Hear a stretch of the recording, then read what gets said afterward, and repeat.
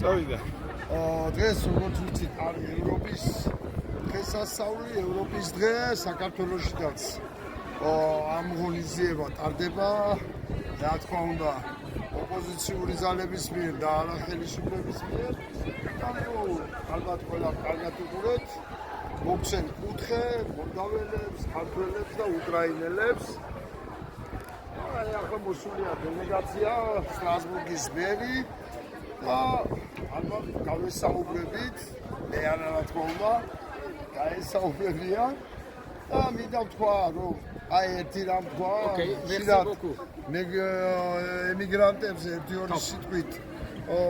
ორი სიტყვით იციან რაღაც საყვედურები, აი ესა ემიგრანტების დამსახურება და აქ უამრავი ადამიანი იყო მოსული, რომელსაც ვაცნობთ ქართულ ლიტერატურას, ვაცნობთ ქართულ არქიტექტურას, ქართულ ისტორიას, გამოტანილია ყველაფერი და ესა ემიგრანტების დამსახურება ნამდვილად და ასე რომ ჩემო ქართველო ხალხო, ადამიანებო, ვინ ცხოვრობს საქართველოში, იცოდეთ რომ ემიგრაციას ხელი არ დაუშვია, ახლა ჩემი დამსახურება არ ცოტა არის, მაგრამ ასე თუ ისე არის.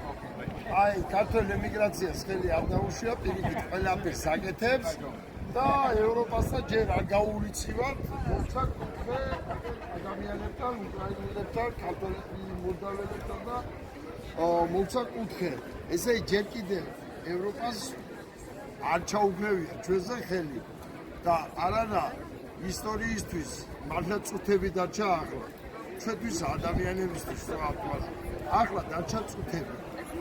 ქვეყნის გადარჩენის. უნდა გამოვტაცოთ ამ სატანას ხელიდან ხელისუფლება.